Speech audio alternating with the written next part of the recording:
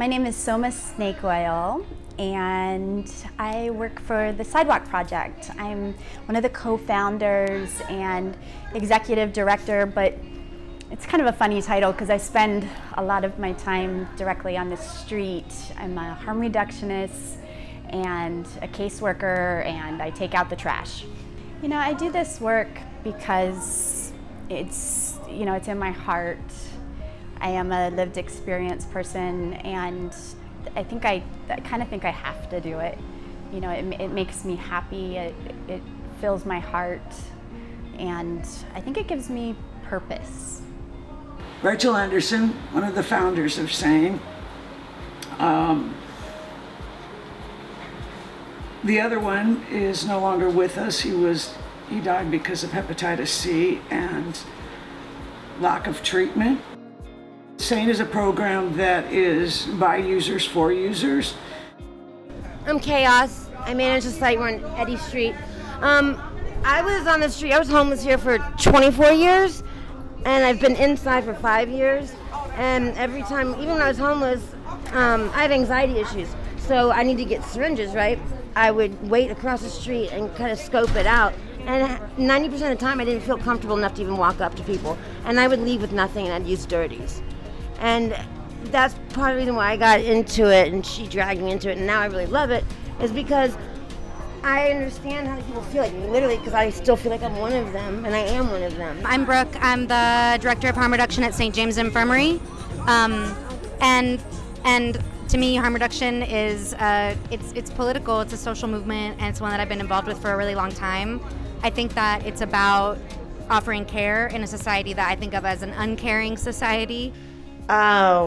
What brought me to this work was literally several years ago, requests from people that use drugs that couldn't, wouldn't, and won't go to a county government facility. Because I come from a country where we are honest about sex and drugs, and I came to Lake County and I discovered that they were the highest rural county at that time in incidence of HIV and AIDS directly connected to injection drug use. I thought, well, why don't they start a needle exchange? And so I went to public health, and the answer was, Lake County is not ready for that. What I'm really proud about my work individually is that I have literally started from an outreach worker to coordinator to manager to director to now executive director. So this agency has literally raised me. I've been doing this work since I started using drugs as a teenager, and doing my best to keep my friends and myself safe. Well, I'm 25 now, so that means I've been using drugs for almost half my life. I started using drugs when I was 13. I used to use drugs, but I still do. Is that the right one? I used to use drugs. I still do, but I used to too. And yeah, I mean, like, drug use has impacted my life in so many ways, directly, indirectly. I've had so many different feelings and opinions on it my whole life. Harm reduction work, like the actual work of it, has been like a spiritual clarification of my purpose around drug use. It just became so clear from the first time I did outreach with Denise that, like, this is what I'm supposed to be doing. This is like the world I want to live in. This is the space I want to occupy and like grow in. What brought me to this work is lived experience. I am an addict. I have used McCabe services from way years back, and they were the only people that made me feel like a human being.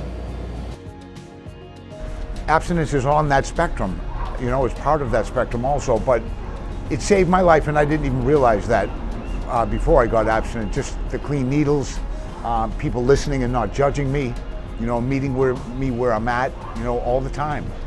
A lot of people came together to get me to where I am, and it was harm reduction. What got me into this work is wanting to be in the direct service of a population that continues to be extremely subjugated and misunderstood. Also, having had such an experience myself as a former heroin user, and watching, you know, the harm that is possible from drugs just ravage my community and my group of friends. It's been a completely life-changing experience working here. You know, I grew up with a parent who used drugs, and my whole childhood, we also faced that stigma because of her. I remember all the time just being excluded from things, not being able to access resources, and how much harder that made it for us. I mean, even things like her finding a job, her taking us to the doctors, and we would get like really like subpar care because they would just be like, oh, the problems are your parents a drug addict. That's what your problems are. Not that there was anything medical with us, just that we had some sort of neglectful parent, which wasn't the case. And so that really kind of got me more interested in the idea as well. Creo que puedo ofrecer el entendimiento, ya que en algún momento me tocó vivir esa misma experiencia. Hoy que estoy del otro lado, creo que puedo entender bien por lo que están pasando ellos. Es que he podido llegar a conectar con muchos clientes. I was born, literally born, in a drug rehab commune. And, you know, there are pluses and minuses about that environment. The approach that the commune took towards people who had relapses and who didn't stick to the tenets of the commune was very harsh. And even as a kid, I didn't see or I saw that that was damaging, and it caused trauma not only to the people who were ostracized often, but to their children.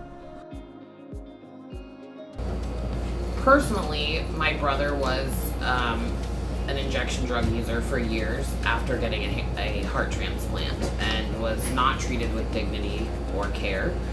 And so that motivated me to get into this work and understand more about harm reduction and be a part of what we do here every day. I was living in a tent, and Sheldon would come by, and then she started asking me if I could. She saw that all the girls kind of came to me, you know, sort of like house members would come to me and, you know, stop fights. And so she would leave me condoms and syringes to give to people, and so I was always trying to help people. So she would give that to me, and then she, you know, it just worked its way into. I did it for like a year, and then one day she walked up and said that she had gotten.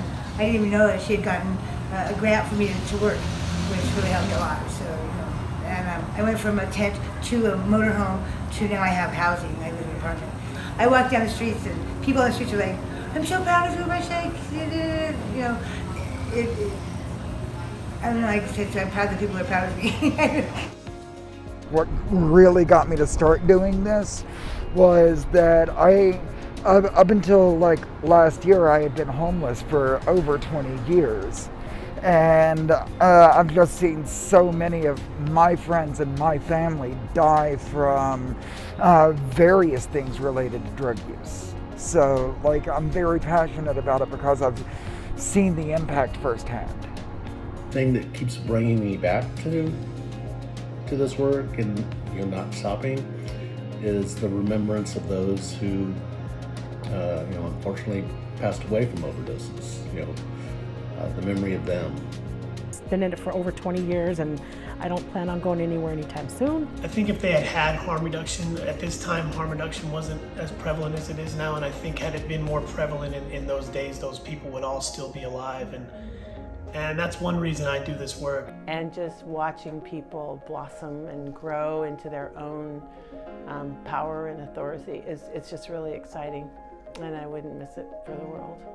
When I first started doing this work, I wanted to help young people specifically because I thought that young people still have their whole lives ahead of them and they have all this room to have positive change in front of them. But at this point in my life, I like positive changes for all people. Drug user rights are human rights that we all deserve.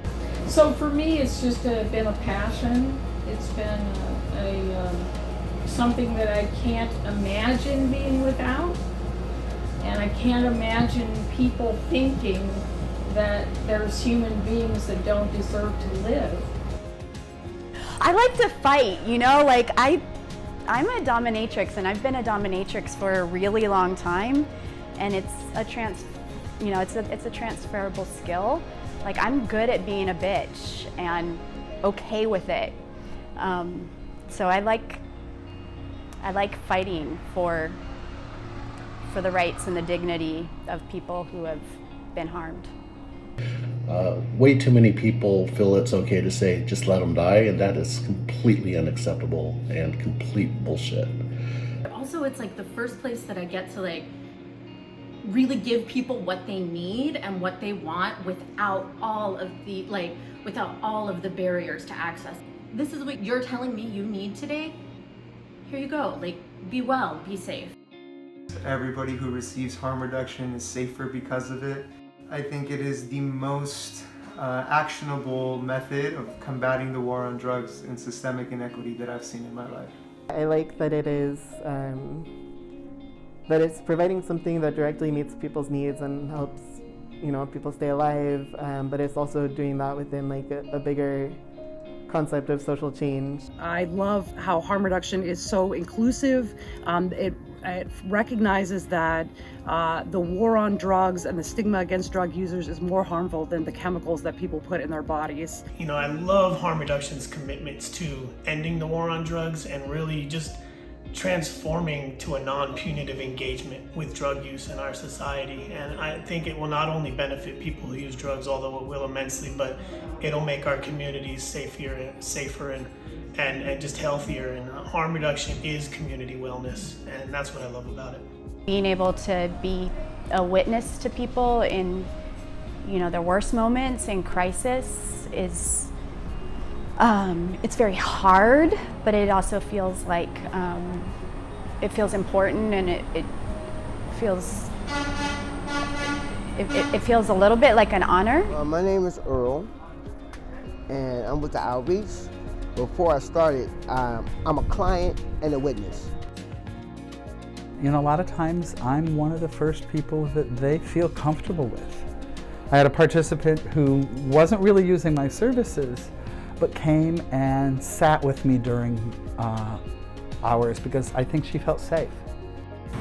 I love everything about harm reduction. I think that harm reduction is like a love language. Because some of these people, this is a Friday night needle exchange, some of these people won't hear a kind word or another kind face for the rest of the week. Really, it happens that way. There's not a week that goes by that I don't hear of at least one person coming to us saying, look, we got some Narcan here last week and we used it to save our friend's life. I mean, if that's not reason enough to do this, I don't know what is. Well, I've saved a few people's lives already. Like, you know, I didn't have the Narcan on me, but, you know, I kind of like sprinted, you know, down the middle of the street. Hey, who has Narcan? Over here.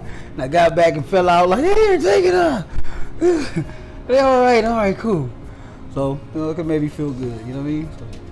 Coming from a background actually really focusing more on a recovery abstinence background, I really know the importance of, you know, recovery is not for everyone, and I just love the philosophy of what harm reduction practices. Abstinence-based program was not really for me, so having my own, autonomy was more like managing my own use and realizing, you know, like raising my awareness on how to survive in life and how to, at my own pace, nobody telling me what to do or prescribing this and that to me.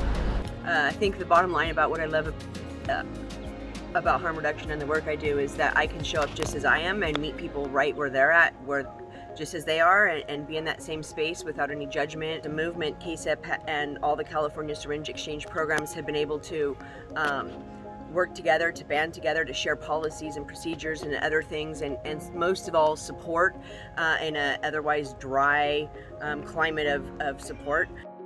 I met through being involved with CASEP. Like, I just think that we all have a really great community, and I think it's really fun, and it's like uplifting, and it feels like I just feel like an intense sense of like togetherness with everybody. Like, it really makes people want to go to the doctor more. They're like, shoot, I can go to the exchange, get some coffee, talk some meth, go see what's the, you know, the best dope out there, you know, like really get people's needs met on every level. Have open dialogue about what's going on in their sex lives and, you know, risk factors, and also get resources. Like, I just think it's bomb. I love syringe service programs, integrated ones that have like everything at the site. This is home. This is where I belong. I believe that a needle exchange is priceless in what it can do for people and what it means to people. Harm reduction itself has made me feel at home. Blending back into society after 30 years was pretty difficult for me. And I don't doubt it's difficult for a lot of other people. And to me, I get to make other people feel comfortable while they're making me feel comfortable as well. It's just an incredible feeling when you come from an area of where you don't have much and you're not very respected, to roll in and to have someone roll with you into a much better life. And it's a nice thing to be able to do for our folks.